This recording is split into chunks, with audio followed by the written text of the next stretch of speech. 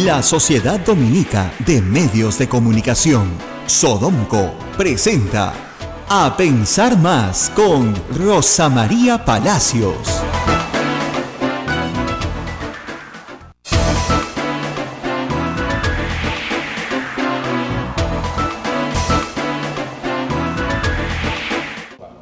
Muy buenos días, amigos, y bienvenidos a una edición más de A Pensar Más.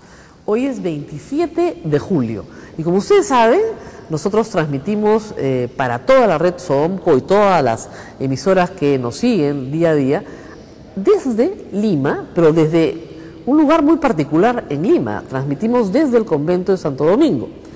Y para días de fiesta, como hoy, previos al 28 de julio, podemos darnos el lujo de salir de nuestra habitual cabina para movernos a alguno de los ambientes más bonitos que tenemos aquí en el convento, que está lleno de joyas, ya se los he enseñado, pero hemos decidido volver a invitar al padre Luis Enrique, para que, como director del museo, nos cuente cuál ha sido el papel de los dominicos en la independencia de la República. Un papel un poco, en este momento, no tan aquilatado, pero dado que yo estoy aquí, hemos decidido con mi productor, con Abel Ángeles, que es bueno contar esta historia, una historia bonita además, justamente en estos días tan complicados para la historia del Perú. Padre, muchas gracias por estar con nosotros. No, con mucho gusto y una alegría de que estén en este lugar, que si bien es de los frailes dominicos, pero es patrimonio de todo el Perú. Esto sí es patrimonio nacional, por cierto, pero para empezar a contar un poco nuestra historia, ¿dónde estamos? ¿Qué es esto que está viendo la gente que nos sigue a través de Facebook Live en su pantalla? ¿Qué es lo que está? ¿Dónde estamos? Sí, nosotros ahorita estamos en la sala capitular del convento Santo Domingo. Y es un lugar muy importante dentro de los conventos porque en las salas capitulares se reunía el capítulo. Y el capítulo son todos los hermanos profesos solemnes asignados canónicamente a un convento. Entonces acá se reúnen todos los que tienen derecho a voz y voto y a ser votados también. En ese lugar se reúnen los hermanos para decidir el gobierno del convento, la posición de los hermanos frente a la sociedad y hasta las cosas más domésticas y sencillas que puedan haber. Yo siempre recuerdo y siempre lo digo, nosotros los dominicos somos una orden capitular que, traduciéndolo en términos un poco civiles, somos una orden democrática, ¿no? Y mi maestro de novicios, que era un español vasco, el padre Amando Herrán Angulo, él nos decía, lo que concierne a todos debe ser resuelto por todos, no por algunos. Y ese es el espíritu del capítulo de un convento dominicano y ese es el lugar en donde estamos ahora. Esa es, creo que, la importancia máxima que nosotros como dominicos tenemos.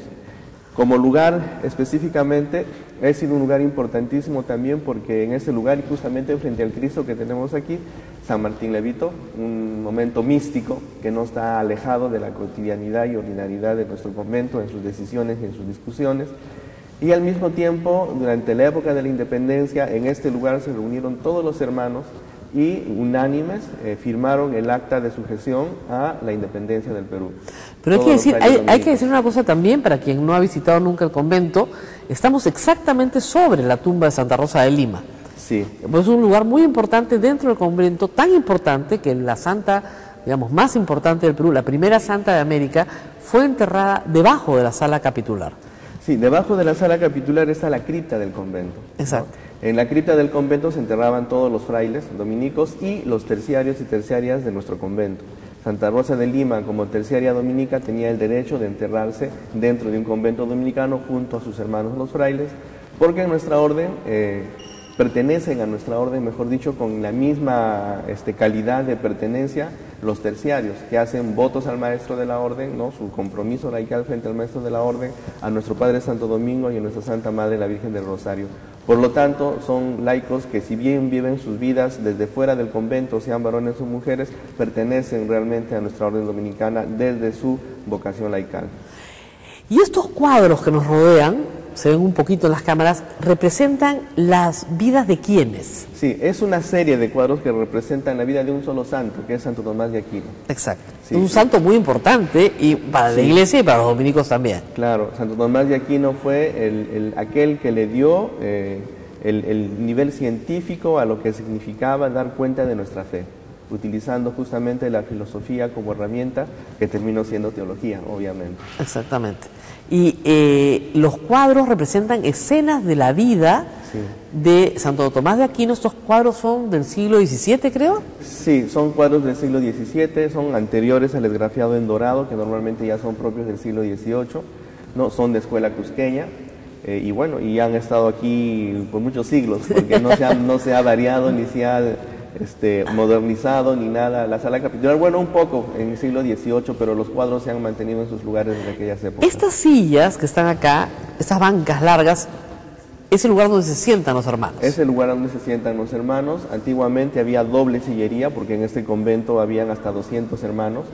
Solo se ha conservado ya la sillería que está adosada a las paredes, ¿no? Y es donde se sientan los hermanos. En la silla principal se sienta el prior del convento, y cuando se sustentaban las tesis de la Universidad San Marcos acá, el que hacía la sustentación se sentaba en el púlpito, o se ponía en el púlpito, y en la parte de abajo se sentaba su amanuense para que le diera las notas y los alcances. Exactamente. Todo lo que él necesitaba. Ustedes no lo pueden ver acá, pero si me ayudan con la cámara, hay un balcón en la parte de atrás de esta sala, que ustedes dirán que raro una sala con balcón. Sí. Pero el balcón es importante en esta historia. ¿Por qué está ese balcón acá? Sí, bueno, ese balcón es importante porque de esa manera se hacía presente, conservando la clausura del convento, el virrey, la autoridad del virreinato del Perú. Él se ponía ahí para escuchar las tesis y sustentar las tesis, y daba su voto de aprobación o desaprobación levantando la ventanita o cerrando la ventanita, porque son ventanitas que se abren para abajo. Exacto. ¿No? Y bueno, él se hacía presente ahí y tenía un espacio privilegiado para poder escuchar toda la sustentación de las tesis. Hay que entender que lo que ustedes están viendo, todo es original. Todo es original. O sea, esto no ha cambiado en 400 años. Sí, no ha cambiado en más de 400 años. Más de 400 años ya. Sí. Porque una de las cosas también interesantes de nuestra orden dominicana en el Perú, que nosotros somos independientes hace 479 años. Somos una provincia autónoma hace 479 años. No hemos dependido de España hace 479 años. Aun cuando al principio, evidentemente, los sacerdotes que llegaban eran españoles. Sí, obviamente, eran españoles, y también franceses y también belgas, o sea, no solamente españoles. Nuestra orden es una orden internacional. Mayoritariamente españoles, sí. Tanto es así que, por ejemplo, el convento del Cusco no fue dado a un fraile español, sino a un fraile francés, Fray Juan de Olías. Y él asume el Coricancha, en realidad. Él asume el convento Santo Domingo del Cusco, el Coricancha. Que está sobre el Coricancha, que es también una joya nacional. Pero hablemos un poco de lo que nos convoca, que es la independencia del Perú. Y para eso hay que entender un poco, ¿cada cuánto tiempo se reúne el capítulo? Los capítulos de la comunidad normalmente se reúnen una vez al mes por constituciones, ¿no? Ahora, los capítulos electivos son de un convento, son cada 3 años. Cada 3 años, o sea, cuando acá hay capítulo, hasta ahora hay capítulo. Por supuesto. Hasta ahora hay capítulo, se reúnen acá todos los frailes, pero todos los frailes del Perú vienen en realidad. Cuando hay capítulo provincial. Cuando hay capítulo de la provincia vienen todos los frailes. Cada convento es autónomo en sí mismo, claro, dentro de la provincia, ¿no? Todos los conventos forman una provincia, los conventos y casas forman una provincia. Todas las casas y conventos mantienen su autonomía interna administrativa, que tiene límites, obviamente, ¿no? Y todos somos miembros de la provincia dominicana, en este caso San Juan Bautista del Perú. Y como anécdota también les puedo contar que es una cosa que nos enseñan desde que somos novicios. Estados Unidos, cuando se formó, copió las constituciones de nuestra orden dominicana para fundarse como Estado.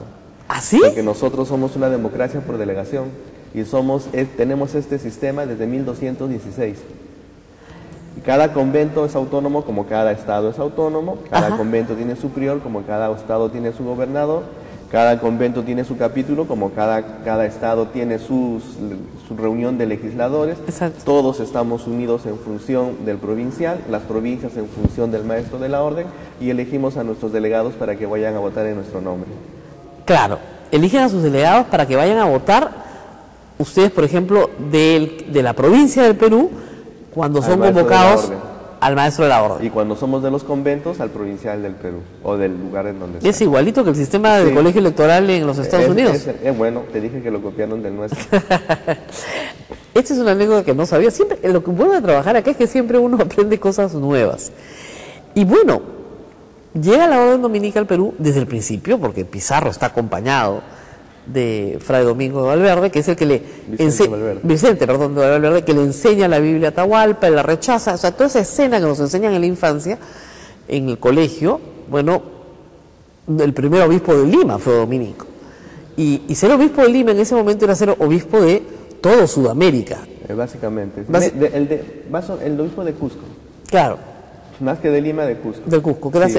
que era como que fue la primera arquidiócesis que se creó. Exactamente. Entonces es como que lo primero que se crea en América. Y obviamente los dominicos acompañan a la corona española porque además los dominicos se encargan de la Inquisición durante el tiempo de la colonia. Bueno, a ver, viendo ese punto, eso de ahí. Es verdad que los frailes dominicos vinieron acompañando a la expedición de Pizarro, es obvio, es histórico además, ¿no? Y vino una comunidad de frailes con él. Vicente Valverde no era un fraile cualquiera, era un doctor en teología de la Universidad de Valladolid, era una persona culta, ¿no? Y además en aquella época, para hacer un proyecto expedicionario se tenían que cumplir muchas normas. Y una de las normas es que se supone, en teoría, se venía evangelizando. Claro. Por lo tanto, era indispensable la presencia de un clérigo, sea quien fuera. En este caso, Vicente Valverde fue escogido, convocado por Francisco Pizarro, quien le contó su proyecto. Él le pareció interesante, bueno, vamos a evangelizar. Yo convoco a mis hermanos para que vayan conmigo y iniciamos pues este proyecto evangelizador en las tierras que están al sur de México, porque era básicamente así. Llegaron, se convocaron, se invirtió mucho dinero, porque esas cosas costaban mucho dinero, por eso estaban interesados en tener el oro necesario para poder pagar las deudas y los préstamos y todas las cosas que significaban haber hecho esta inversión. Y en la llegada, cuando comenzaban a bajar, ¿no?, del Español al sur, con todo el misterio de lo que significa hacer una expedición, se vio la ambición desmedida de los militares y las personas de la expedición por el oro. Entonces arrasaban, ¿no?, y quitaban, ¿no?, y se querían con derecho. Y eso no les pareció bien a los frailes. Entonces simplemente decidieron que se regresaban. Hubo una discusión sumamente grande porque si se regresaban, fracasaba la expedición, ya no continuaba la expedición porque no tenían el requisito indispensable, que era la presencia de un clérigo. Y entonces la comunidad se regresó para denunciar estos hechos que no eran normales según la visión de los frailes, y el único que se quedó fue Vicente Valverde, que era el superior de la comunidad que venía acá a evangelizar. En el contexto de Cajamarca, eso dice la historia de colegio, ¿no? Pero cuando revisamos nuestras crónicas, especialmente la del padre Juan Meléndez en El verdadero tesoro de las Indias, pues no cuenta eso, y otras crónicas también. En principio no puede haber, en principio lo que tenía que hacer el clérigo, una de las obligaciones del clérigo que venía en esa expedición, estaba enmarcado en la ley de requerimiento que decía: yo en nombre de Dios y en nombre del rey te muestro la fe verdadera, ¿no? Y le pide su sujeción a la fe verdadera, porque en esa época era considerado así, porque no hay que hacer juicios anacrónicos también. Pero no era pues la Biblia. La Biblia en época debe haber sido un libro claro, es verdad. Eso no tendría sentido. No tiene sentido. ¿Qué era su libro de oraciones? ¿Qué representaba la palabra de todos Dios? Los días, la palabra de Dios, porque era una representación. Para aclarar un poco lo del colegio. Pero cuando lees al padre Meléndez, resulta que Atahualpa y Vicente Valverde se pegaron una conversación como de 4 horas, ¿no? Tenían un intérprete que estaba ahí, estaban en un lugar en donde nadie tenía acceso, conversaron de lo más bien, hasta se pusieron de acuerdo, hicieron muchas cosas, y los españoles se desesperaban porque no sabían qué es lo que el padre estaba haciendo, y comenzaron a hacer alboroto. Y además tenemos que recordar que cuando llegaron los españoles, llegaron en un momento de desintegración o de declinación del imperio del Tamaulipas. Había una guerra civil en el Perú, claro. No, y además, no es que ese es término occidental. No, obviamente. No, lo que pasa es que estaban en el momento de la sucesión de la corona. Ah. Y tenía que haber el Sapan Inca, o sea, el uno solo. Sapan significa un hito único, sin nadie más que uno. Entonces, los contendientes a tener la mascaipacha, que es la corona, tenían que pelearse entre ellos para que uno ganara, y el que ganara tenía la mascaipacha. No es que era una guerra civil, esa es visión occidental, ese es el modo como ellos, ¿cómo se llama?, hacían la sucesión del poder. Claro, pero Huáscar ya estaba muerto cuando ya sí, porque Atahualpa ya había arrasado con todo Cusco, porque tenía que arrasarlo, él tenía que ser o sea, uno de los tenía que ganar, en este caso ganaba Atahualpa. Claro. ¿no? Pero Atahualpa venía de Quito, ¿no? Es que el imperio de Tahuantinsuyo es hasta Colombia y hasta Tucumán en Chile y hasta la mitad. Ambos eran hijos de Huayna Cápac, ambos tenían derechos, ciertamente. Bueno, y Pizarro aprovecha esta situación. Pizarro aprovecha esa situación también de descontento porque las otras culturas sometidas al Tahuantinsuyo ya no soportaban a los incas. Claro. Y dos españoles no hicieron todo lo que hicieron. Ya se habían asociado a otras civilizaciones que estaban en el Ecuador, o en lo que llamamos hoy Ecuador, ¿no? Que querían liberarse del dominio inca y simplemente ya venían con todo ese apoyo de soldados y personas y todo lo demás. O sea, no es que venían ellos solitos. Y regresemos a los dominicos. Entonces, sí, el requerimiento, que así se llama esa famosa escena, termina en que finalmente Atahualpa es ajusticiado por los españoles. Sí, termina siendo ajusticiado y Vicente Valverde, ya que lo conocía a Atahualpa porque había conversado bastante, entonces decide bautizarlo. ¿Para qué? Para que Pizarro no mate a un otro católico. Pero resulta que Pizarro, que era muy inteligente también, le sacó la vuelta y creó la figura de la guerra civil y que había matado a su hermano, por lo tanto teníamos que matarlo. Claro. Atahualpa llegó a ser bautizado. Claro. Para salvarlo. Y obviamente, y las personas que dicen, la historia oficial que dice, le obligaron, le impusieron la doctrina. Era para salvarle la vida. Sí. Claro, pero no se pudo. Bueno, no, porque Pizarro, que era muy vivo, sacó la vuelta a eso y dijo, no, ha matado a su hermano, y por lo tanto hay que sentenciarlo. Claro. Bueno, vamos a hacer una pausa porque vamos a regresar y ya vamos a saltar 300 años y vamos a llegar a la independencia, no se preocupen, pero tenemos que hacer una introducción a toda esta historia. Estamos en la sala capitular del convento de Santo Domingo, 27 de julio, día previo a Fiestas Patrias, y estamos hablando de la independencia del Perú, estamos haciendo un poco de historia y estamos conversando con el director de nuestro museo, que ustedes pueden visitar casi cuando quieran. Al final del programa les voy a decir cuándo lo pueden visitar. Vamos a la pausa y volvemos. Y continuamos conversando en esta cita previa al 28 de julio, esperando lo que tenga que decir el presidente de la República mañana sobre la justicia. Qué importante es hablar de la justicia en el Día de la Independencia, la verdad. Pero estábamos conversando con el padre Luis Enrique, director del museo, sobre historia del Perú, que él conoce muchísimo, y la historia de los dominicos, de las cuales ustedes pueden escuchar algunos fragmentos durante la programación de la radio, para hacerles entender a ustedes que, bueno, los dominicos se asentaron acá, de los dominicos salieron varios santos durante la colonia, los dominicos adquirieron fortuna y poder, si se quiere, dentro de la colonia, y también la responsabilidad de la Inquisición, que la corona española se las entrega. Sí, bueno, nosotros tenemos que recordar que el Tribunal de la Santa Inquisición es un tribunal civil de la corona española. Así es. Encargado a los clérigos en general.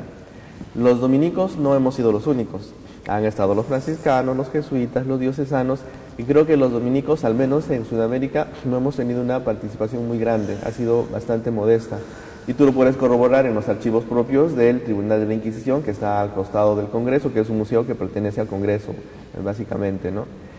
Y en los casi Pero en España sí, ¿no? años, en España sí. En España sí, porque nació ahí. Claro. ¿no? Nació y porque ahí. Torquemada era dominico, ¿no? Bueno, hay locos en todas las familias.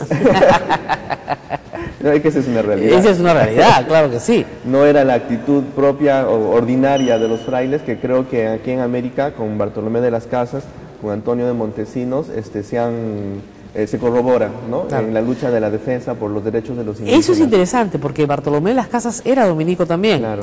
Y Bartolomé de las Casas es el gran defensor de los derechos de los indios, el que le pide las famosas leyes nuevas al rey de España, sí, para proteger lo que él consideraba era una masacre. Y se dirige al rey de España y finalmente hay toda una confrontación, ¿no?, con Ginés de Sepúlveda, sobre si los indios tenían alma o no. Y él gana la confrontación. Él gana el juicio, que era una especie de juicio, él gana el juicio y gracias a eso todos los sudamericanos, o mejor los nativos de Sudamérica, somos considerados hijos de Dios y por eso sujetos a evangelización. Exactamente. Y corrieron con mucho mejor suerte que los que fueron antes evangelizados, que fueron los mexicanos y los centroamericanos. En Sudamérica, como llega la conquista después, hubo tiempo de denunciar los abusos, ¿no? Claro que sí, y esa era una actitud constante de Vicente Valverde, tanto así que el rey lo nombró protector de indios, y todas las cartas que hablan justamente de las denuncias en contra de los militares y los políticos de la época frente a la corona española están en el Archivo General de Indias en Sevilla. Entonces, ¿no? Ustedes los pueden verificar ahí realmente, ¿no? ¿¿Era un sentimiento antimonárquico el que tenían los dominicos del Perú? No, porque también habían algunos realistas dentro especialmente los españoles, ¿no? Porque aquí hay que recordar que habían criollos y españoles. También, ¿no? Acá en el convento. En el convento, por supuesto. Claro. No es un sentimiento antimonárquico, yo creo que es un sentimiento en contra de la injusticia. Porque si no fuera así, pues San Martín no hubiera sido fraile del convento, siendo mulato, ¿no? Claro. Porque al final él terminó siendo miembro de la orden cuando su papá le reconoció porque era un bastardo, era un hijo ilegítimo. ¿No? Si no hubiéramos aceptado indígenas dentro de nuestra orden como hermanos legos también, ¿no? Había una cierta prohibición para que sean religiosos por el hecho de la sociedad misma más que por la monarquía o no. ¿No? Entonces no... Ahora, en 1821, ¿cómo los encuentra San Martín? Con estas ideas nuevas que ya recorrían América. Hay que recordar que la iglesia es una élite intelectual, claro, durante la colonia y al final de la colonia también. Por lo tanto, tiene más acceso a la cultura, más acceso, claro, a la lectura, más acceso a las ideas que venían de Europa, a las ideas que venían de Estados Unidos. ¿Cómo encuentra San Martín a la orden dominica en el Perú? Bueno, la encuentra muy comprometida con defender a la patria. Ya había ese sentimiento de la patria, ¿no? En muchos. Justamente el padre provincial de aquella época, el padre Cabero, apoyó muchísimo a San Martín, conversó con él. Él firma, está su firma en el acta de la independencia. Él vivía en este convento y era provincial de todo el Perú, ¿no? Y reúne a todos los hermanos del capítulo acá y dice: acá está el acta en donde nosotros apoyamos la independencia del Perú, y todos los frailes se apuntaron. Y todos nos acá, unimos, en este mismo lugar. En esta misma sala, claro. Esta era la sala del capítulo. ¿Y cuántos frailes habría en ese entonces en el convento? En esa época habrían más o menos unos 120 frailes. Estábamos un poco... de caída. Sí. Ahora estamos mucho menos, pero digamos, la realidad es diferente. 120 frailes sí, firmaron antes de que se declarara, antes del 28 de julio de 1821, firmaron acá un acto. Más o menos entre el 21 y el 23 de julio se firmó eso. Miren, ¿no? Ese es otro aniversario. Se firma un acta acá de 120, que eran clérigos en realidad, firman un acta diciendo: sí, nosotros apoyamos a la independencia. Apoyados por su provincial en este espíritu democrático que ustedes tienen, y sin dar cuenta a ninguna otra autoridad. Es que no somos autónomos. Además, nosotros tenemos lo que se llama la ley de la exención. Todas las órdenes mendicantes, gracias a nuestro Padre Santo Domingo, la tienen. ¿Qué es la ley de la exención? Significa que nosotros nos administramos a nosotros mismos en nuestras cosas civiles. Solamente obedecemos a nuestros ordinarios en las cuestiones pastorales. Ajá. Entonces somos nosotros. Ah, ya, el ordinario es el obispo. Ah, sí. Entonces, si el obispo hubiera sido realista, ustedes no les importaba, igual hubieran firmado. Sí. Ah, qué interesante. Bueno. Por lo tanto, claro, como son una... Padre Santo Domingo, claro, se ha hecho así. Claro, y son por eso muy pocas órdenes las que hay religiosas, ¿no? Todo el mundo cree que hay muchas órdenes, ¿no? Son solamente 4 o 5, me parece, ¿no? Bueno, estamos los dominicos, los franciscanos, que somos considerados hermanos. Están los mercedarios, los carmelitas, los agustinos, los selvitas y los trinitarios. ¿Y los jesuitas? No, ellos no son. ¿No son orden mendicante? Son posteriores. Ah, pensé que eran orden mendicante también. Más o menos. Claro. Ellos no son. Ellos son nuevos. Sí. Ahora, llega San Martín y una de las primeras cosas que hace es abolir la Inquisición. Claro. Cosa que los dominicos apoyan. Bueno, era un tribunal de la corona. De la corona. No era un tribunal nuestro. A veces no se entiende eso, ¿no? Se parecía que era un tribunal de los dominicos que se los estaban quitando. No, porque, bueno, es que eso es como que de caricatura, ¿no? Porque claro, es una historia de caricatura. Pero cuando tú vas y ves los archivos y ves la realidad de las cosas, es que eso no funcionaba así. Y además, en la Inquisición, recuerden que la jurisdicción era sobre españoles, no tenía jurisdicción sobre indios, ni sobre mulatos, ni sobre negros, ni sobre nada. Solamente era solo para españoles, era y criollos y descendientes de españoles. Por eso San Martín, que era recontra milagrero, nunca fue. Y Rosa, que era criolla, la fueron a visitar a su casa para decir: oye, ¿qué estás diciendo? Porque ella era criolla. Claro. ¿No? A San Martín, a San Martín y un no fraile podía... dominico, que ahorita se me escapa el nombre, fue quemado por iluminado.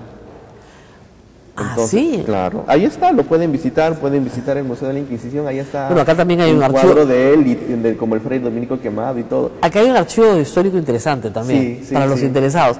Pero eso es interesante porque, claro, yo había olvidado ese detalle. La Inquisición no tenía jurisdicción sobre San Martín, porque era mulato. Sí.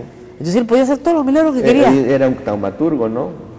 Imagínate ese milagro que parece leyenda, que de aquel que se cae del balcón y pide permiso para salvarlo. Él fue en la calle, no fue dentro del convento.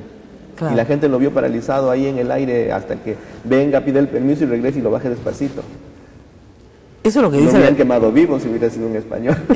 Claro, si hubiera sido español lo hubieran quemado vivo de todas maneras, eso sí. Y bueno, entonces los frailes acá estaban contentos con la emancipación. En general sí, porque esa era la actitud generalizada. Obviamente, como en toda familia, hay algunos que eran realistas. El padre Cavero, que era el provincial del Perú, que al final como que descuidó sus labores como provincial y se fue detrás de San Martín a ayudar en todo lo que sea necesario, dio dinero de la provincia, dio joyas de las imágenes de los santos para poder ayudar a sustentar el ejército de San Martín. Se ofreció a acompañarlo en todo momento y aprovecharon de eso un grupo de frailes que apoyaban pues a la corona española y como que lo relegaron un poco y él tuvo que escaparse y se escondió en el Callao. Estuvo varios meses escondido en el Callao hasta que al final ya se declaró la independencia, varios días, porque fue eso del 1923, fue más o menos aquí, y el 28 de julio la otra declaración, y más o menos esos días escondido en el Callao, y hasta que al final ya no pudo hacerse nada y él regresó como provincial, repuesto en su sitio, y los realistas se tuvieron que ir. Y al final él terminó como párroco de nuestra parroquia de Yanaguara en Arequipa, que ya no es nuestra, pero era nuestra. Era. Es ex nuestra. Ahora, en ese entonces, los frailes acá producían muy buena música. Sí. Y San Martín encarga la música del himno nacional a un fraile dominico.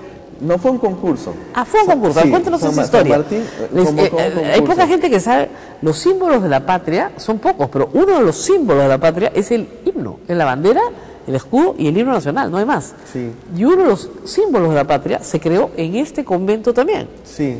Él convocó un concurso público para saber cuál era el himno. Yo creo que San Martín, una de las cosas bonitas que nos dio identidad, ¿no? Y lo podemos ver en la bandera. La bandera de Argentina es propia, la bandera de Chile es propia y la bandera del Perú es propia. Bolívar no, la bandera de Venezuela, Colombia, Ecuador y casi Bolivia es la misma, la dominación total. Yo no le tengo mucho afecto al señor Bolívar. Pero bueno, él nos dio identidad, ¿no? Y convocó un concurso público. Como es un concurso público, se presentaron muchos y aquí los hermanos entusiastas por las cuestiones estas de la independencia decidieron también participar. Fray Bernardo Alcedo era un fraile lego de este convento, ¿no? Que era músico, ¿no? Y él hizo una música, se asoció con Ugarte, que era el que hacía la letra, y llamaron a su amiga Rosa Merino para que la cantara. Pero Ugarte no era fraile. No, él era un laico y Rosa Merino también que era una laica. Era laica.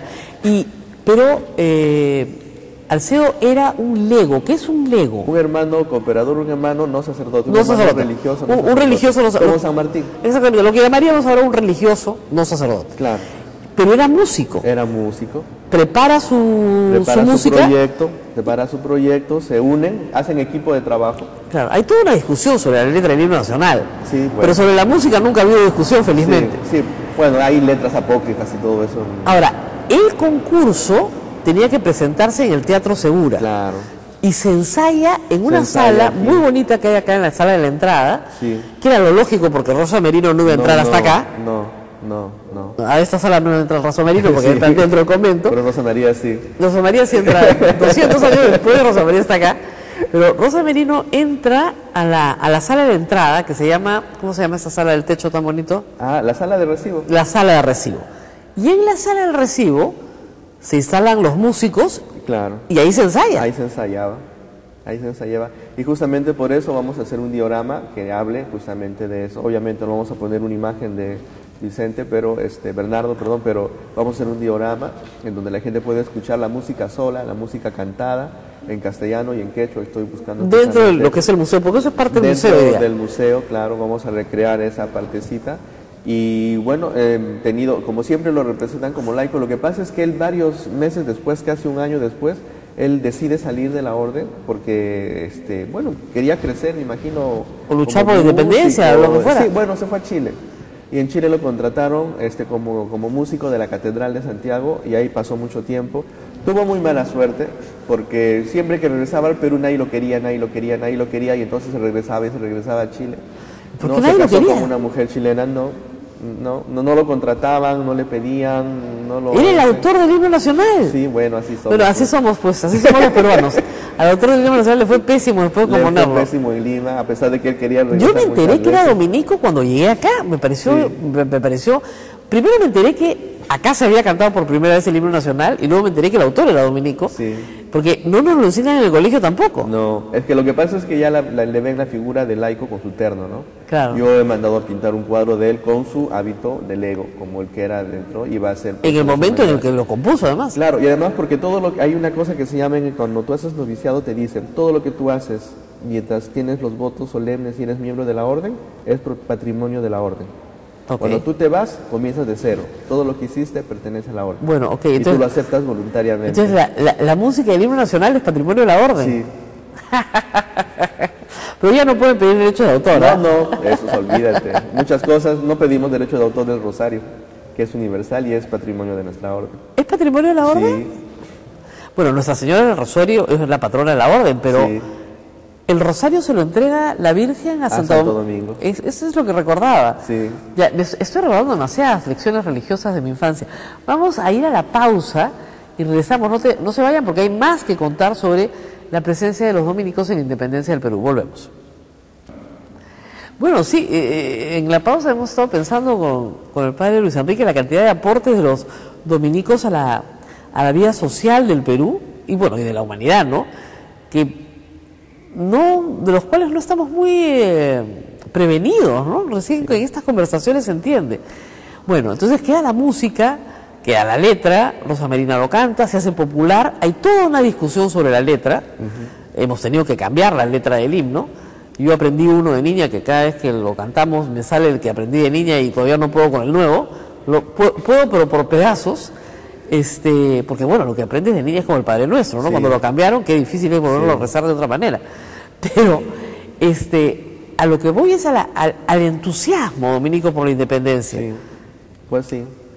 Y ha sido una como constante, ¿no? Desde la defensa de los derechos de los indios con el padre Bartolomé Las Casas. Bartolomé de las Casas, no solamente con él, que nunca vino a Perú, sino también con Jerónimo de Loaiza, que creó el primer hospital para mestizos e indios y todo eso.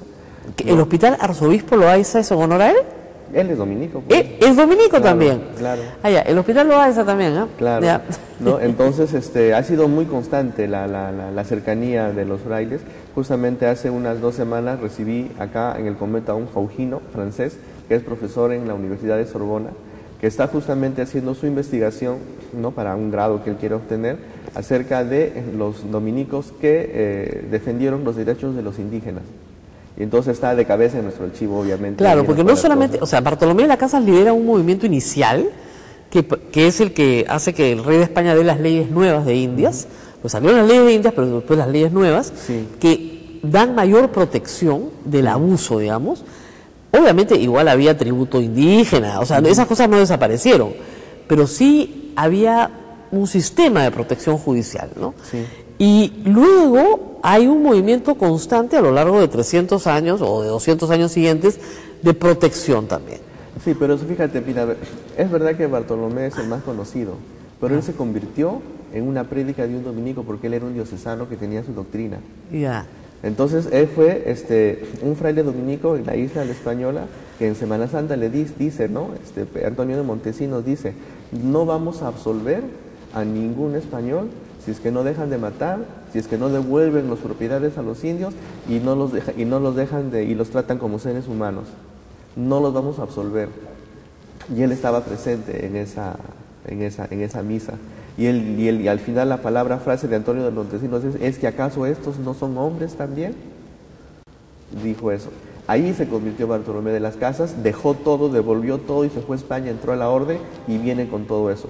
Pero eso de la defensa de los derechos de los indígenas era una reflexión de la comunidad de aquella época. ¿No? Antonio de Montesinos, pero de Córdoba, es el prior de la comunidad, El gobernador, que era un Colón, el hijo de Colón, va y le dice que se retracte, y él dice no, esa es reflexión e imposición de la comunidad. Y como eran mendicantes que tenían que pedir comida a la gente, los casi los matan de hambre. No les querían dar nada. Y todo esto sucede en Panamá, no, en La Española. En La Española. En La Española. Sí. Y bueno, y luego, como les digo, todo este impulso regresa y las ideas libertarias funcionan entre los dominicos. Sí. Y funcionan en San Marcos, que es fundado por los dominicos sí. también, Sí. y el Convictorio San Carlos, que sí. también es fundado por los dominicos. Bueno, los jesuitas. Jesuitas, pero esa es la competencia. Sí, sí. No, y también una cosa, ¿no? Porque también nosotros ya éramos independientes. Claro. Nosotros éramos una provincia independiente, igual que cualquier provincia europea, hace 479 años. O sea, en los 1821 ya habían 300 años de independencia de la orden, que tenían los mismos derechos que cualquier provincia europea. Éramos igual que todos, no éramos menos ni diferentes, ni dominados, ni subyugados, ni dependientes de nadie. Éramos completamente autónomos hasta ahora. Claro, entonces eso les pareció como que iba a tono con lo que pasaba en ese momento. Y el tema de la esclavitud, ¿cómo lo manejaron? Bueno, esa era una cosa de la sociedad en general, ¿no? Pero cuando ocurrió, en principio que la primera liberación de esclavos la tuvo el libertador San Martín. Así es. Y Bolívar los devolvió a sus amos. No, lo que hicieron fue una ley de vientre libre primero, ¿no? O sea, todos los que nacían a partir del 28 de julio de 1821 nacieron libres. Sí. Y eso sí se respetó. Sí. Y luego los que marcharan a favor de la independencia, también, se les garantizaba su libertad. También. Y también se respetó. También. ¿No? Y luego ya la esclavitud, hay una abolición acá por Ramón Castilla, muchos años después, en 1850 y tantos. Pero, digamos, como frailes dominicos, en un contexto en que luchaban por la defensa del hombre, por la igualdad, por los derechos humanos entendidos en esa época, ¿no? Sí. Fíjate que en el convento habían esclavos. Claro. Ya, pero que yo sepa, no eran tan maltratados. Al contrario, era un privilegio ser esclavo de un convento, entre comillas, ¿no? Porque mientras que en los otros lados no sufrían algún tipo de maltrato, otros no. Pero también al mismo tiempo creo que la esclavitud en la ciudad era un poco diferente a la esclavitud en el campo, ¿no? Por ejemplo, en nuestro convento de Trujillo hay un mural que dice que ese altar de la Virgen del Rosario fue donado con la plata de los esclavos. Y ahí es donde me enteré que a veces habían esclavos que eran más ricos que los amos y les dejaban su herencia a sus amos, porque tener un esclavo era como alquilar un taxi. Claro. Cobrabas por el trabajo y él se quedaba con parte para vivir él, ¿no? Y tú vivías de las rentas del trabajo de tus esclavos. En este caso, fíjate, la actitud de la orden respecto a los esclavos como que la toleraban, la aceptaban, pero yo no he encontrado algún texto que me diga que la beneficiaban, o sea, que la aceptaban plenamente y la practicaban libremente. Ni la promovían. Sí, hay veces aceptaban a gente para liberarla de un cierto maltrato y se quedaban en el convento, ¿no? Entonces eso también he podido ver. Pero quizás sea también pues como que la diferencia racial, ¿no? del moreno africano respecto al indígena sudamericano, que es diferente. Y encima que habían razas de indígenas, había un grupo de indígenas que parecían muy blanquitos y otros un poco más trigueñitos, mientras que con ellos no necesariamente era así, ¿no? Aunque yo sé que en ellos también hay razas diferentes de africanos, pero no necesariamente los veían de ese modo. De ese modo, claro. Entonces, esa ha sido, fíjate, una actitud, ¿no? Y si hubiéramos tenido una actitud diferente, San Martín, que era mulato, no hubiera... Claro, San Martín nunca fue esclavo. No. Ni su madre tampoco. No, su madre tampoco. Su madre tampoco. Su madre tampoco. Entonces, por esa razón entra acá como donado, ¿no? Sí, pero entra como donado no por su color. A veces eso también me da una risa. Entra porque era hijo legítimo. Exactamente. Y resulta que en la colonia tú puedes haber sido muy rubio, muy de ojos azules, pero bastardo, no valías nada. Exactamente. No valías nada. Ahora, hay que decir una cosa, ¿no? Los conquistadores, la mayoría lo eran. Ah, bueno, sí. Sí, bueno, acá ya se ha llenado de ¿cómo se dice? De aristocracia. Claro, pero los conquistadores originales, los españoles que venían de Trujillo de Extremadura, sí, todos eran hijos ilegítimos. O sea que... Ahora, este impulso en el siglo XIX de los dominicos como que se va apagando, ¿no? Porque tenemos grandes figuras como Bartolomé Las Casas, por ejemplo, como el autor del himno nacional. ¿Qué pasa con los dominicos del siglo XIX? Bueno, fíjense, en principio que sufrimos una baja muy grande porque los frailes españoles y criollos, muchos de ellos fueron expulsados por Bolívar, ¿no? Nos redujimos toda la provincia, que era toda una presencia misionera con conventos llenos, desde Piura, a Ancash, el sur del Perú, hasta Puno, incluyendo Potosí, se quedaron en 3 conventos, que era el de Cusco, el de Lima y el de Arequipa, ¿no? Los demás fueron expulsados. Entonces tuvimos un bajón muy grande. ¿Por qué los expulsó Bolívar? Por españoles. Solamente por el hecho de ser españoles. Sí, y dijo pero si la provincia había aceptado la independencia, había firmado por la independencia. Pero Bolívar no entendía eso, pues por eso yo no le tengo mucho cariño. Sí. Y no solamente a nosotros, también a todas las demás vidas religiosas. A todas las más órdenes. No somos los únicos en eso, ¿no? No, evidentemente tenía un sesgo anticlerical, eso es claro. Sí. Pero el anticlericalismo, digamos, sí, había apoyo de las órdenes religiosas, sí, y era un no pueblo les católico. convenía. Y además tenemos que recordar que en aquellas épocas se vivía cristiandad o concordato, ¿no? Que tiene implicancias políticas. ¿Cuál es la diferencia? Es que ahora tenemos un convenio bilateral simplemente entre estados, ya no hay concordato, que simplemente da ciertas exoneraciones a la iglesia y ya. No, pero cuando en esa época se veía... Es que, por ejemplo, en esa época el obispo lo proponía el presidente. No, en los primeros años de la independencia, sí. Claro. No, lo que sucede es que en ese momento el Perú era confesional.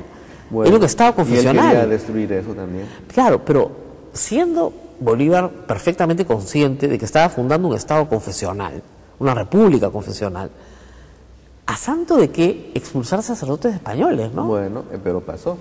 Por eso les digo, de todos los conventos que tenemos, tú ves una iglesia de una torre donde está Santo Domingo, la Virgen del Rosario, San Miguel o Santa Ana, presencia dominicana. Claro, ahí estuvieron los dominicos. Sí. San Miguel también. Sí. O sea, Piura de todas maneras. Ya, por supuesto, la primera que hicimos fue esa. O sea, eso es dominico, miren qué Ex dominico. Ya no están los frailes, pero ha sido construido por exactamente, pues fue construido por dominico. Hasta la catedral de Piura. No, la primera iglesia chiquita que está en una huaca. Sí. Pero claro, están por todo el Perú, tienen que haber estado. Entonces se reduce mucho la presencia en la República. Sí. En los primeros años de la República, por la presencia de Bolívar. Bueno, hasta 1879, nuestra provincia estaba a punto de desaparecer. El maestro de la orden de aquella época mandó a una delegación de frailes italianos para que vengan y refloten la provincia. Estábamos muriendo. En 1879, cuando arranca la guerra con Chile. Sí. Nada más y nada menos. Sí. ¿Qué tal año para venir? Sí, bueno. Por eso muchas de las cosas que tenemos son neoclásicos renacentistas y el barroco español clásico ya no está. Claro, por eso es que la iglesia, que es abierta al público, acá adentro sí se observa pues estos balcones. Sí, pequeñas cosas. Perdón, el patio de entrada es completamente morisco, ¿no es cierto? Pero ya la iglesia, sí me habían explicado que esos decoraditos que tenemos como teatrales son de la influencia italiana de finales del siglo XIX. Sí, bueno, toda la iglesia realmente. Es italiana. Al 100%. Es mucho más italiana que española. Sí, lo único que creo que queda del barroco español es el púlpito, lo demás no. Claro, el púlpito sí, es verdad. Sí. Que está un poco deteriorado, padre. Sí, hay que restaurarlo. Hay que pegarle una buena restauración, pero cada restauración acá cuesta mucho tiempo y mucho esfuerzo. Ahorita estamos con la nave de la Virgen y eso va a durar como 4 años. ¿Más? Sí. Pero cuando yo llegué acá ya lo estaban arreglando. No, tú viste el altar de los santos peruanos. Ya está restaurado el altar mayor, el altar de los santos peruanos, ahora falta el de la Virgen. Pero de la Virgen ya lo estaban haciendo más o menos a la par, No. Estaba cubierto, sí, porque Defensa Civil nos dijo que ahí es peligroso. Pero no podíamos tener gente ahí abajo, porque estaba pulilladito. Pero ahora ya estamos haciendo el esfuerzo de que aunque sea poco a poco, porque es muy difícil conseguir financiación para eso, para restaurarlo, ¿no? Claro, no, aparte es un trabajo artesanal, hay que hacerlo muy despacio. Sí, poco a poco, y a mano todo. Y a mano todo, porque si no, todo se malogra, o sea que hay que volver a empezar. No hay máquinas que ayuden. Así que a pesar de que los dominicos tuvieron entusiasmo por la independencia, aportaron la letra del himno nacional, ganaron el concurso, Bolívar los terminó expulsando. Sí. Qué historia tan trágica, ¿no? Bueno, sí, él también terminó trágicamente, obviamente. Bueno, evidentemente, su vida no fue un lecho de rosas tampoco, eso es cierto. Y no la pasó en Lima nada bien. No. Pero hay que decir que es como que una historia trágica, ¿no? Para la independencia. Y eso que, por ejemplo, después de la batalla de la quina de Ayacucho, fueron a hacer la misa de Te Deum al Cusco. pero lo hicieron en nuestra iglesia, frente a la Virgen del Rosario y allá, porque Bolívar era cofrade. ¿Era qué? Cofrade de la Virgen del Rosario. Pero si era cofrade de la Virgen del Rosario. Bueno, no se puede vender de esas cosas políticas que ocurren ahora también. Claro. ¿No? Cuando cantan al Señor en los Milagros, etcétera. Claro, cargan al Señor de los Milagros, vienen al Papa y se toman fotos, Sí.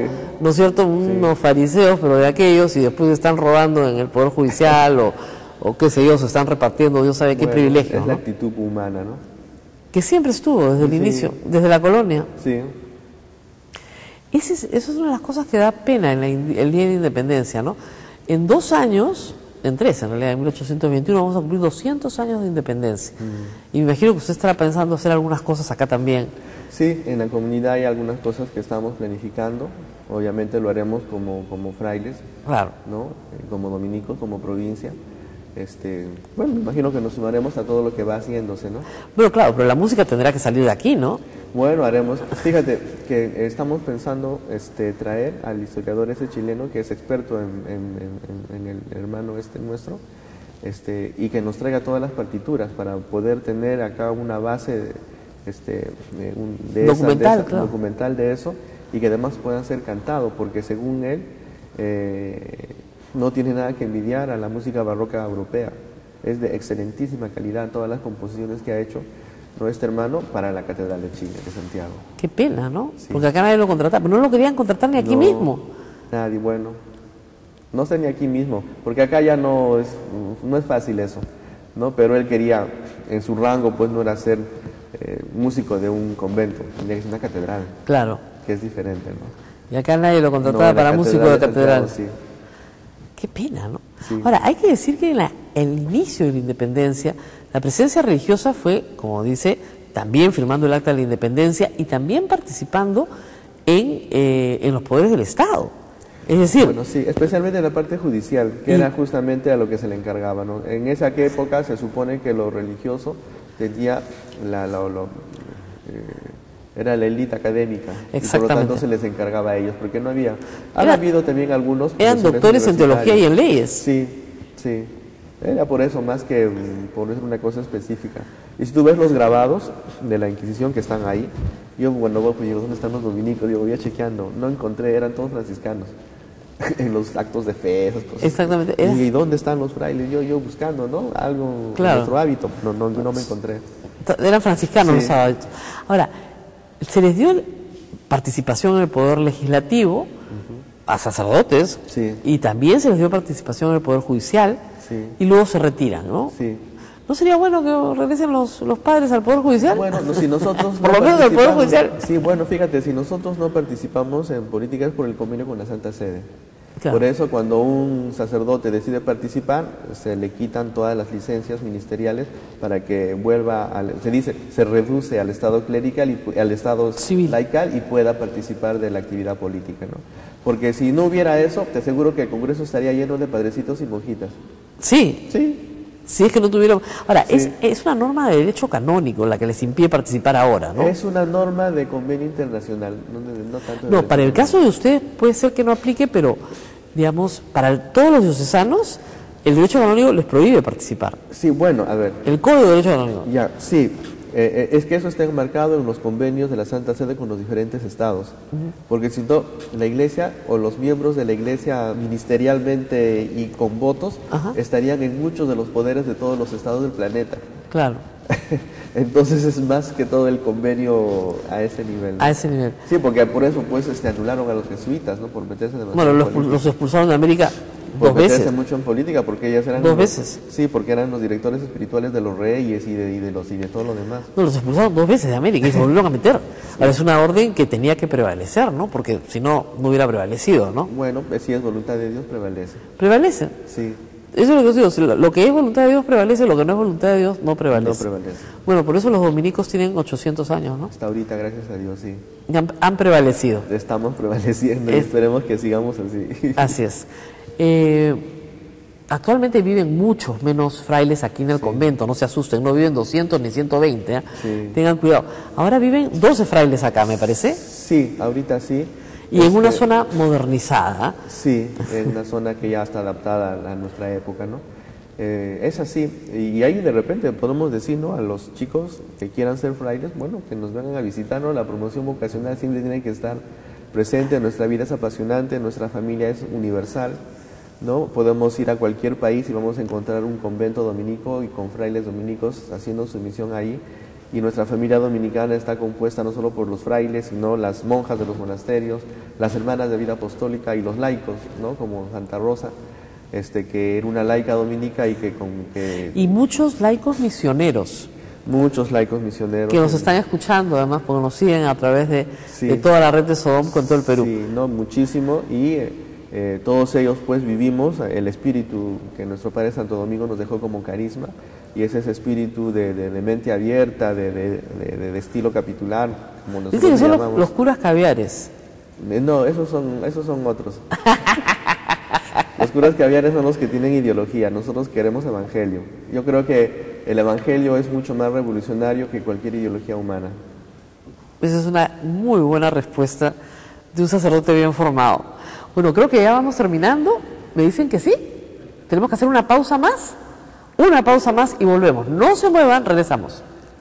Bueno, estamos aquí en las horas previas al 28 de julio, un 28 de julio muy esperado esta vez, porque es la primera vez que el presidente Vizcarra va a dirigir un mensaje a la nación siendo presidente de ejercicio, ¿no? El mensaje que dirigió el día que juramentó en realidad fue una manifestación de intención, se acababa de enterar 48 horas antes de que iba a ser presidente de Perú.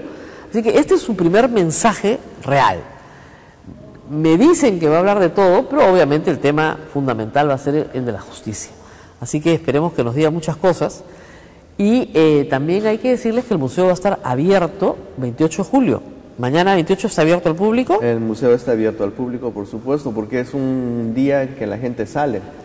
Y qué mejor que si van a salir a pasear, vengan a estos lugares como nosotros y otros museos más que hablan pues de la cultura de nuestro Perú. Y que está tan ligada a la independencia, aunque parecía extraño. Ustedes dirán, oiga, pero esto es un museo religioso. Más ligado a la independencia de lo que usted hubiera creído. Y el domingo 29 también. El domingo 29 también. ¿A qué horas abren, padre? Nosotros abrimos de 9:30 de la mañana hasta las 6 de la tarde. ¿Y el costo? El costo son 10 soles, ¿no? 5 soles universitarios, escolares 1 sol. Escolares si quieres, 1 sol, ya más barato no puede ser. Sí, bueno, y si quieres orar a San Martín de Porres y tienes un problema especial, bueno, entras simplemente, ¿no? Porque ahí tiene que haber algo pastoral en nuestro museo, no es una cosa así necesariamente muy económica. Claro, no, sí, no, acá como me dijeron una vez los padres, yo decía, padre, pero ¿por qué no cobran más la entrada? Porque acá vienen peregrinos. Por ejemplo, el día de Santa Rosa no se cobra, yo estaba horrorizado, pero acá podrían sacar mucho más recursos. No, son peregrinos que vienen a rezarle a Santa Rosa. Sí. Entonces, si usted es peregrino, no se le cobra. No, puede venir a rezarle a San Martín, a Santa Rosa. Sí. Pero en general, la entrada a 10 soles estaba en 7, ya me parecía, y hasta en 5 estaba en alguna época, un poquito poco, ¿no? Sí. 5 para universitarios y aprenden un montón. Sí. Y eso incluye una guía que les cuenta toda la historia completa. Sí, lo que pasa es que nosotros tenemos que ver que si viene una familia, imagínate, si son 10, si son 4 o 5 personas, ya son 40, más todo lo demás, entonces gastan, ¿no? Y si bien a nosotros nos ayuda muchísimo, porque hay que hacer cosas de restauración que ya estamos metidos en ese proyecto, si bien nos ayuda muchísimo, también entendemos que hay que ayudar en la economía de la familia, porque este es un lugar familiar, acá pueden acceder. Por eso me gusta trabajar acá. Pues siempre tienen esa perspectiva, ¿no? Que yo siempre digo, pero padre, hay que juntar más plata para la red. No, pero la gente también necesita. Así que para que alcance, digamos, para que la mesa alcance para todos. Claro, vienen acá y después se van a comer su pollito a la brasa al costado o a donde quieran y la pasan bonito en el centro de Lima, que yo creo que hay que rescatarlo, porque una de las cosas que a mí, si bien yo soy huancabelicano y he vivido mucho tiempo en Cusco, me parece que la limeñeidad de los limeños no está, habrá que rescatarla, ¿no? Habrá que despertarla, ¿no? Sí. Por algún lado. Bueno, es que el centro está, hay días que yo paso y que lo encuentro muy bonito y hay días que pienso que ya está perdido. Sí. Depende del clima, ¿no? Estos días grises hacen que se vea muy triste Lima, ¿no? Pero sí, hay muchísimo por rescatar y muy poco se está haciendo, lamentablemente. Tenemos que rajar un poco el alcalde también. Ya se va en diciembre, pero la verdad es que en lo que es rescate patrimonial se ha hecho muy poco en estos 4 años y lamentablemente no vemos en los candidatos nadie que tenga una propuesta de rescate patrimonial, ¿no? No. No. Ninguno. Bueno, creo que la inseguridad está primando más porque nos afecta de una manera... No, muy y la grave, corrupción, ¿no? La gente Sí. pide que se solucione la corrupción, la inseguridad, que tenga trabajo, y tiene toda la razón. Pero un país sin historia, pues, no estaría celebrando el 28 de julio, ¿no? Claro. Tenemos que también que darnos cuenta de que tenemos que celebrar nuestra independencia como motivo de alegría. Claro. Y además porque esta ciudad se ha remodelado varias veces. Sí. Y se ha remodelado integralmente, sobre todo en el centro de Lima. O sea, la Plaza San Martín no estaba así hace 200 años. ¿eh? No existía, pues. No, era. No existía. Habían iglesias, han tenido que derrumbar iglesias y monasterios. Claro, estaban en la Avenida mitad de Tacna, la Avenida Tacna derrumbaron de todo. Claro. ¿Ya? Entonces, piensen ustedes que es una ciudad, sobre todo el centro histórico, ha sido remodelado ya muchas veces. Sí. Pero todavía hay mucho que rescatar y salvar y que simplemente luce en su peor forma. Algunas Se le personas... ve avejentada. ¿Ah? Se le ve descuidada y avejentada. Descuidadita, avejentadita, ¿no? Como una tía viejita Sí. que tienes ahí, que tendrías que ponerla más bonita para el 28 de Sí, julio, ¿no? sí. Deberíamos. Sí. Bueno, nos tenemos que ir despidiendo, padre. Muchas gracias por su tiempo y por sus datos históricos que han sido muy curiosos, la verdad. Siempre aprendo algo con el padre Luis Enrique. Y yo tengo que desearle felices fiestas patrias a usted, pero además sé que el cumpleaños del padre es mañana, 28 de julio, así que es un hombre muy patriótico. Felices fiestas patrias a toda la audiencia de Radio Santa Rosa. Yo mañana voy a estar por la vía telefónica conversando con Albert en algunos momentos de la mañana, sobre todo después del mensaje, para poderlo comentar con ustedes, para que tengan un análisis y un poco de perspectiva sobre lo que se propone. Y espero reencontrarme ya nuevamente con ustedes el día lunes para seguir hablando de lo que nos deja este 28 de julio. Pero aquí en Radio Santa Rosa, una cobertura completa de 28 y 29. A ver, los va a hacer trabajar a todos, no solamente desde el Congreso. Obviamente nosotros nos especializamos en el Te Deum, ese es nuestro fuerte, no nos gana nadie. Y, ¿qué nos me están diciendo? Y que toda la red Sodomco, por supuesto, toda la red Sodomco va a estar escuchando tanto el Te Deum desde Lima, como el mensaje presidencial, como los análisis posteriores, y también se va a transmitir la parada militar, que es tradicional el día 29 de julio. Y el lunes yo regreso con toda la información para poder seguir examinando un poco la situación crítica en la que está la justicia en nuestro país, ¿no? No, da vergüenza. Da vergüenza, ¿no, padre? Me Eso. siento en una banana republic. Una república De que no... película, así, de bajo presupuesto norteamericano. Bueno, padre, tenemos que darle paso justamente a la misa del Señor de la Justicia. Ahí nos vemos entonces. En la misa del Señor de la Justicia que tanta falta hace en el Perú. Nos vemos el lunes y felices fiestas patrias a todos. Hasta pronto. Hasta aquí, A Pensar Más con Rosa María Palacios. Este programa fue producido por la Sociedad Dominica de Medios de Comunicación, Sodomco.